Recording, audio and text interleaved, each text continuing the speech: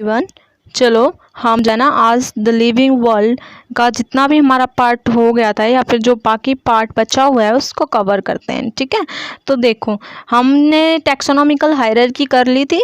ठीक है, अब आते हैं हम। ठीक है, इस एनसीईआरटी के पोर्शन में एक टेबल दे रखी है। ठीक है, तो इस टेबल में सबसे पहले कॉमन नेम देखो, फिर बायोलॉजिकल नेम देखना है, फिर उसका जीनस, फिर फैमिली, फिर ऑर्डर, फिर क्लास और फिर फाइलम। ठीक है, या फिर डिवीज़न भी बोल सकते हैं। ठीक है, तो पहले कॉमन नेम देखो। कॉमन नेम में सबसे पहले मैन का देखो। ठीक है, मैन का बायोलॉजिकल नेम क्या होता है? Homo sapiens. क्या होता है बायोलॉजिकल नेम? Homo sapiens. इसमें आपको जीनस पता है होमो, और जो सैपियंस है वो क्या होगी? स्पीसीज होगी। ठीक है, फैमिली क्या है? होमिनिडे। फैमिली क्या है? होमिनिडे। ठीक है, ऑर्डर प्राइमेटा। किस ऑर्डर से बिलोंग करते हैं? प्राइमेटा से। ठीक है, और क्लास होगी मैमेलिया। क्लास कौन सी है? मैमेलिया। ठीक है, फाइलम कोर्डेटा। फाइलम क्या है? कोर्डेटा। ठीक है, इसको कैसे भी याद रख सकते हो आप? इसको ऐसे भी याद रख सकते हो, चोर का मामा प्राइम मिनिस्टर और होम मिनिस्टर को सांप से कटवाया। ठीक है, एक कॉपी में लिखते जाओ, जो ट्रिक बता रही हूँ। ठीक है, उससे याद होगा आपको। लिखो, देखो, चोर का मामा, चोर कोर्डाटा हो गया।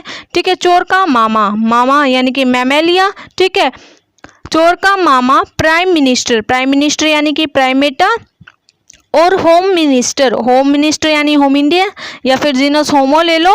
ठीक है, को सांप से कटवाया। सांप यानी कि सैपियंस ले लो।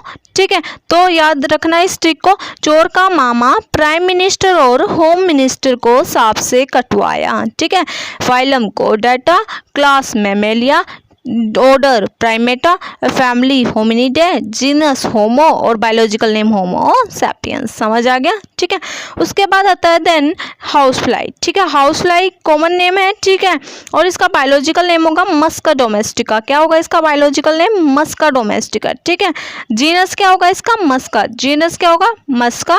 और फैमिली कौन सी होगी? मस्कीडिया। कौन सी फैमिली होगी? मस्कीडिया। ऑर्डर डेप्टेरा। ऑर्डर कौन सा होगा? डिप्टेरा। ठीक है, क्लास इंसेक्टा। ठीक है, और फाइलम अर्थ्रोपोडा। फाइलम कौन सा होगा? अर्थ्रोपोडा। ठीक है, इसको हम ऐसे भी याद रख सकते हैं, art of India depend on music and maska. देखो, art of India, art arthropoda, of India, India यानी कि इंसेक्टा, डिपेंड, डिपेंड यानी कि डिप्टेरा। ठीक है, ऑन म्यूजिक, म्यूजिक यानी कि मस्कीडिया, एंड मस्का। ठीक है, मस्का जीनस या मस्का डोमेस्टिका। समझ गए? लिखो इसको, art of India depend on music and maska. ठीक है, उसके बाद आता है नेक्स्ट आपका आता है मैंगो। क्या आता है? मैंगो। ठीक है, मैंगो कॉमन नेम है। बायोलॉजिकल नेम क्या होगा इसका? Mangifera indica. जीनस क्या होगा? मैंगीफेरा होगा। और जो फैमिली है वो कौन सी होगी? एनाकार्डिसिया होगी। और जो आपका ऑर्डर है वो कौन सा होगा? स्पिंडल्स। कौन सा होगा? स्पिंडल्स। ठीक है, उसके बाद अगर बात करूँ क्लास की, वो होगी डाइकोटिलिडने। और जो फाइलम है वो कौन सा होगा? एंजियोस्पर्म। कौन सा फाइलम होगा? एंजियोस्पर्म। ठीक है, इसको हम कैसे भी याद रख सकते हैं, एनजी डिकोसा के अन्ना ने कार मंगवाई इन दिनों। एनजी डिकोसा के अन्ना ने कार मंगवाई इन दिनों। कैसे?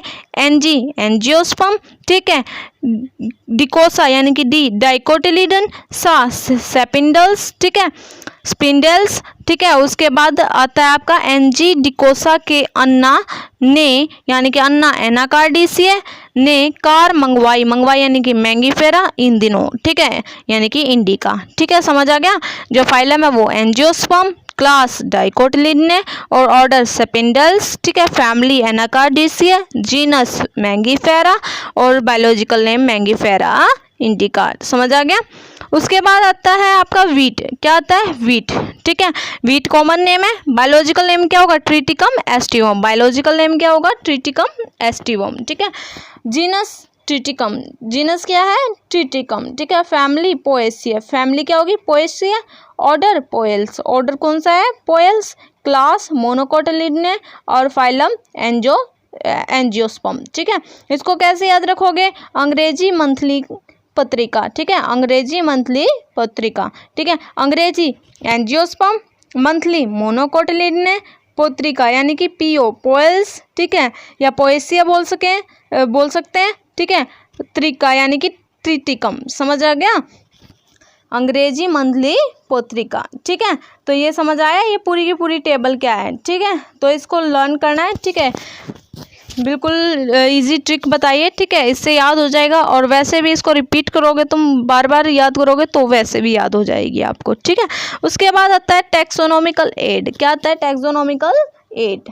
ठीक है, तो देखो टैक्सोनॉमिकल एड।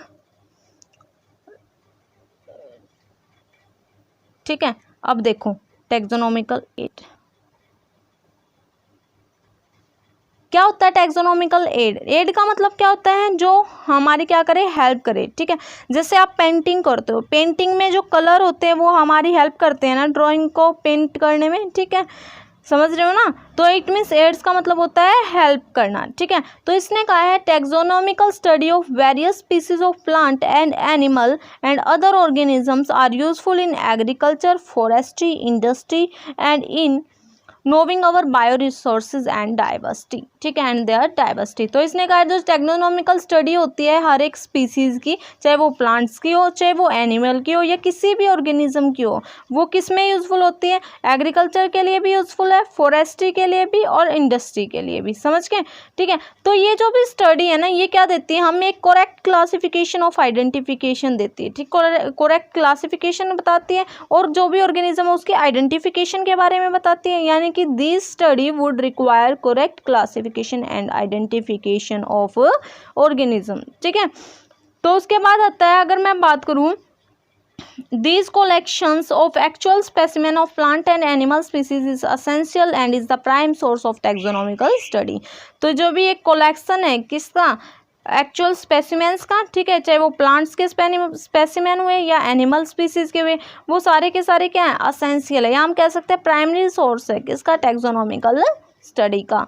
ठीक है, इसके अंदर क्या है देखो, जो बायोलॉजिस्ट होते हैं, ठीक है, वो कुछ प्रोसीजर और कुछ टेक्निक यूज़ करते हैं। ठीक है, ताकि वो क्या कर सके? स्टोर कर सकें और प्रिजर्व कर सकें। ठीक है, किनको? स्पेसिमेंस को। ठीक है, तो अब जो टैक्सोनॉमिकल एड होंगी वो कौन कौन सी हो सकती है? आपकी हर्बेरियम हो सकती है। ठीक है, बोटेनिकल गार्डन हो सकते हैं। ठीक है, म्यूजियम हो सकता है। ठीक है, जूलॉजिकल गार्डन्स हो सकते हैं। ठीक है, जिसमें जू, ठीक है, जिसमें एनिमल्स को रखते हैं। ठीक है, और उसके बाद आपका की हो सकती है। ठीक, और आगे आपके आएंगे मोनोग्राफ, कैटालॉग। ठीक है, ये सारी की सारी क्या है? Taxonomical add.